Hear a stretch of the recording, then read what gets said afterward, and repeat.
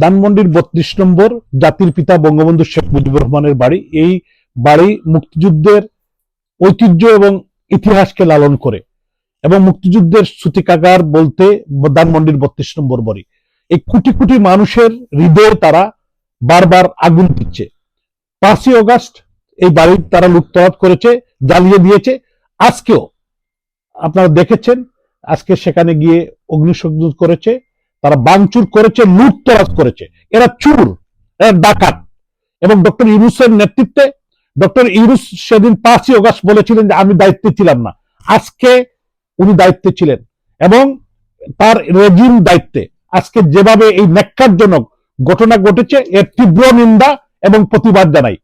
আমি প্রবাসী সমস্ত দেশ বিদেশে যারা আছেন, আমাদের বাংলাদেশের 18 কোটি মানুষের, বিবেকবান মানুষের কাছে আমি আহ্বান জানাতে চাই, আপনাদের বিবেককে জাগ্রত করুন।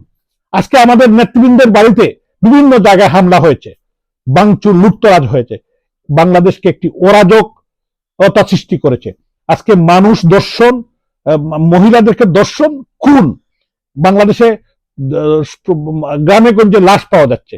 200টি ফ্যাক্টরিকে বন্ধ করা হয়েছে। 2জন প্রবাসীকে এয়ারপোর্টে নির্যাতন করা হয়েছে। তো আমি এই সরকার, এই ইউনূস সরকার অবিলম্বে পদত্যাগ করতে হবে এবং তাদেরকে যেতে হবে এবং তাদের বিচারের কাঠগড়ায় দাঁড় করাতে হবে। এই দিন নয়, আরো দিন আছে, এই দিন নিয়ে যাবে সেই দিনের কাছে। বাংলার মানুষ এটা ভুলবে না। এবং বিশেষ করে মুক্তিযুদ্ধের সপক্ষের শক্তি যারা আওয়ামী লীগের সাপোর্টার, যাদের হৃদয়ে আগুন লেগেছে, সেই আগুন নিভবে না যতদিন পর্যন্ত এই খুনি এবং হত্যাকারী, ষড়যন্ত্রকারী যারা মেডিকুলাস ডিজাইন মাস্টার প্ল্যান করে আমাদের মাতৃভূমি বাংলাদেশকে ধ্বংস করে দিয়েছে। আজকে বাংলাদেশ একটি ধ্বংসের দ্বার প্রান্তে নিয়ে গিয়েছে এরা। এদেরকে বিতাড়িত করতে হবে, বিদায় করতে হবে।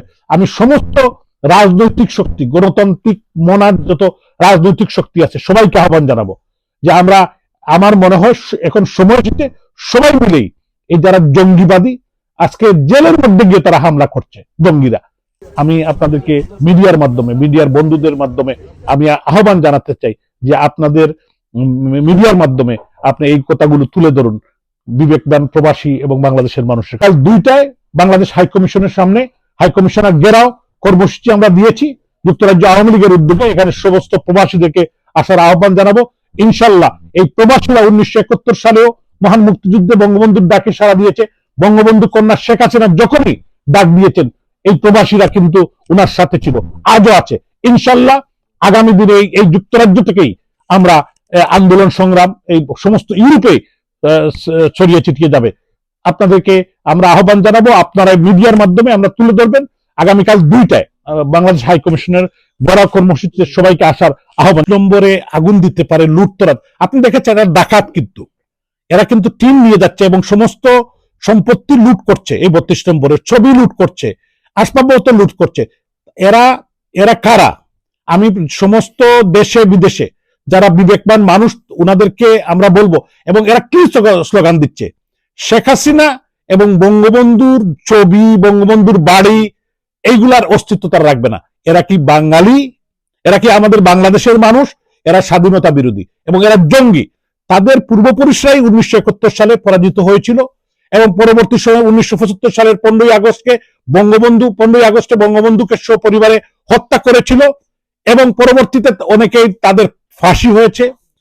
তাদের এই প্রতিশোধ নেওয়ার জন্য এটা তারা করছে। তবে ইনশাল্লাহ আমি বিশ্বাস করি বঙ্গবন্ধু কন্যা শেখ হাসিনা বেঁচে আছেন, উনার নেতৃত্বেই আগামী দিনে এদের বিচার বাংলার মাটিতে হবে। এই কুলাঙ্গাররা, এই সন্ত্রাসীরা, এই ডাকাতরা কোনোদিন পার পাবে না। আমি বিশ্বাস করি তারা আমাদের নেতৃবৃন্দের বাড়িতে হামলা করছে, বাড়িঘর লুটতরাজ করছে, মানুষ হত্যা করছে, মানুষ খুন করছে, দর্শন করছে। এর বিচার বাংলার মাটিতে হবে। 32 ধানমন্ডি থেকে স্বাধীনতার ডাক দেওয়া হয়েছিল, স্বাধীনতা ঘোষণা করা হয়েছিল।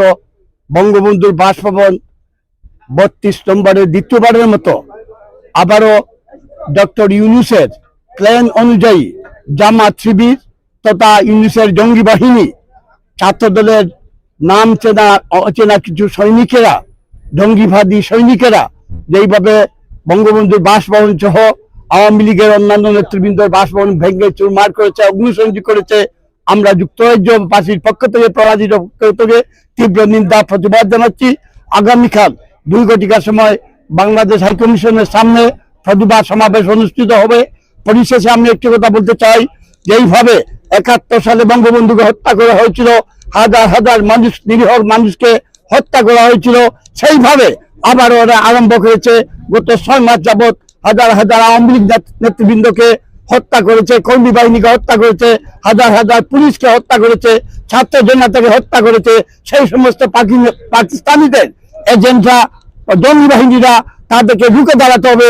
সমগ্র বাংলার কোটি কোটি মানুষ প্রস্তুতি নিয়ে 32 নম্বর বাংলা আর বাঙালির ঠিকানা, 32 নম্বর স্বাধীনতার ঠিকানা, 32 নম্বর মুক্তিযোদ্ধাদের ঠিকানা, 32 নম্বর হচ্ছে 1971 সনে দর্শিত মা বোনদের ঠিকানা। জাতির পিতা বলেছিলেন যে যাদের কোনো ঠিকানাই নাই তাদের ঠিকানা হবে আমার 32 নম্বর।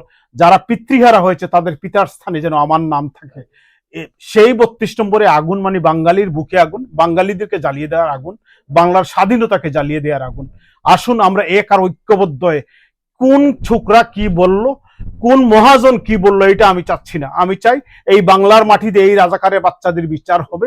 এরা দেশদ্রোহী, এরা রাজাকার না, আমি বলবো এরা দেশদ্রোহী। দেশের সাথে যে গাদ্দারি করেছে, যে বেইমানি করেছে, এদের বিচার বাংলার মাটিতেই হবে। কজন মিলে যে কি করতে পারে, চোর ডাকাতরা একত্রিত হইলেই একটা রাহাজানি করতে পারে, একটা ডাকাতি করতে পারে। এই ডাকাতদের আমরা বাংলার মাটিতে উৎখাত করবই। আমরা এই বাংলা মায়ের সন্তান, আমরা এই বাংলাতেই ঘুরে বেড়াচ্ছি, ঘুরে বেড়াবো। আসুন আমরা এক আর ঐক্যবদ্ধ হয়ে যে যেখানে থাকি না কেন আন্দোলনকে দুর্বার গতিতে এগিয়ে নিয়ে যেতে হবে এবং জননেত্রী শেখ হাসিনাকে বাংলার মসনদে আবারও ফিরিয়ে আনতে হবে।